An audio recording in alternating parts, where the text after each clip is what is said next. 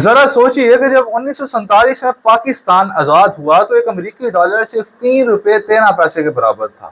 سونے کی قیمت تقریباً 57 روپے فی تولہ اور پیٹرول کی قیمت صرف 23 پیسے فی لیٹر تھی، لیکن آج ڈالر تقریباً 300 روپے تک پہنچ چکا ہے، یعنی روپے کی قدر میں کئی گنا کمی آ چکی ہے، جبکہ سونے کی قیمت لاکھوں روپے فی تولہ تک پہنچ گئی ہے۔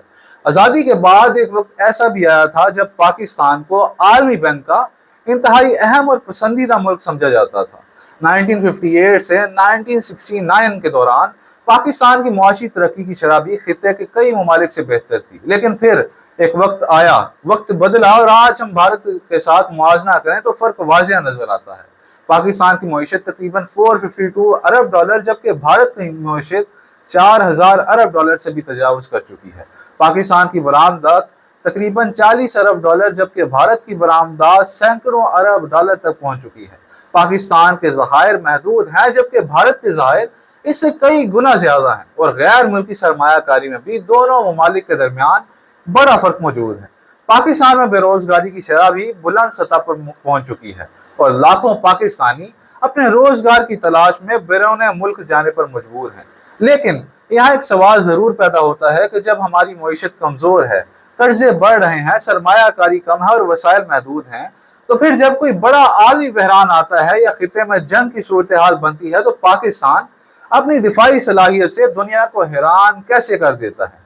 یہی وہ پاکستان ہے جو معاشی مشکلات کے باوجود اپنی دفاعی طاقت کے ذریعے بڑے سے بڑے خطرے کا مقابلہ کرنے کی صلاحیت رکھتا ہے۔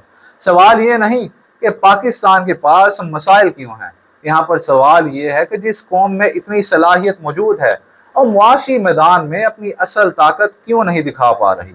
ہمارا مسئلہ وسائل کی کمی سے زیادہ ان وسائل کے غلط استعمال، ناقص پالیسیوں، سیاسی عدم استحکام، کرپشن اور حکمرانی کے مسائل کا ہے۔ سیاستدان آتے رہے، حکومتیں بدلتی رہی، بیوروکریسی بدلتی رہی، لیکن پاکستان پھر بھی کھڑا رہا۔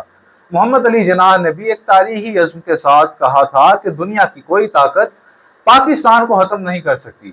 شاید یہی اس ملک کے لیے سب سے بڑی طاقت ہے کہ مشکلات، بحرانوں اور ناکامیوں کے باوجود پاکستان آج بھی قائم و دائم ہے، آگے بڑھنے کی صلاحیت رکھتا ہے، اور اگر درست سمت میں پالیسی، میرٹ، تعلیم، صنعت، برآمدات اور سرمایہ کاری پر توجہ دی جائے تو یہ پاکستان معاشی طور پر بھی دنیا کو حیران کر سکتا ہے۔ ہمیں صرف یہ فیصلہ کرنا ہے کہ ہم اپنے ملک کو کمزور کرنے والی سیاست کے پیچھے چلیں گے یا پاکستان کو مضبوط بنانے کے لیے اپنا کردار ادا کریں گے۔